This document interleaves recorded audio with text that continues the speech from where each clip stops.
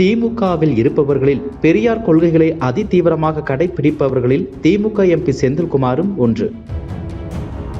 தனது செயல்பாடுகள் மற்றும் சமூக வலைதளங்களில் போடும் பதிவுகளின் மூலமாக அதனை வெளிப்படுத்தி வருகிறார்.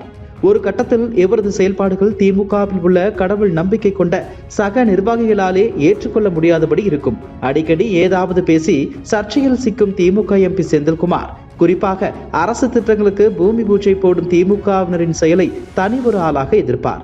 இதனால் சொந்த கட்சியிலேயே சில எதிர்ப்புகளை கொண்டிருப்பார். அரசு விழாக்களில் இந்து மத சடங்குகள் மட்டும் செய்வது ஏன், கிறிஸ்துவ மற்றும் இஸ்லாமிய முறைப்படி செய்யாதது ஏன், இது திராவிட மாடல் ஆட்சி என்று எல்லாம் பேசியிருந்தார். மேலும் மத சடங்குகள் படி அரசு நிகழ்ச்சிகள் நடைபெற்றால் அந்த நிகழ்ச்சிக்கு தன்னை அழைக்க வேண்டாம் என்று கூறியிருந்தார்.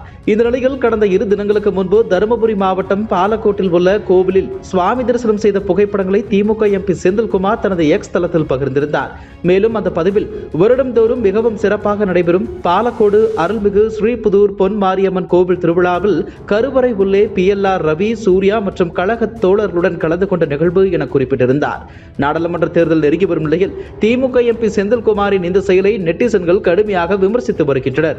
நெட்டிசன் ஒருவர் சென்ற வருடம் சென்றீர்களா, இல்லை தேர்தல் வருவதால் இந்த வருடம் மட்டும் செல்ல நேர்ந்ததா என கேள்வி எழுப்பினார். அதற்கு ஆம், கடந்த ஆண்டும் சென்றேன் என பதிலளித்திருந்தார்.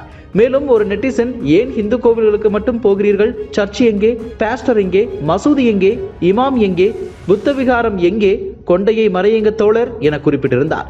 மற்றொருவர், மனசு சுத்தமா இருந்தா கருவறைக்குள்ள என்ன RBI கஜானா உள்ளேயும் போகலாம் செந்தில், ஆனா நீ அறிவாலயத்திற்கு தலைவராக முடியுமான்னு புதூர் பொன் மாரியம்மன் கிட்ட கேட்டு சொல்லப்பா என பதிவிட்டுள்ளார்.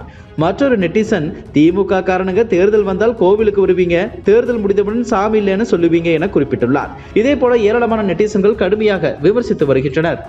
இதுபோன்ற செய்திகளை மேலும் தெரிந்து கொள்ள எங்களது யூடியூப், Facebook மற்றும் Twitter ஆப்களை சப்ஸ்கிரைப் செய்யவும்.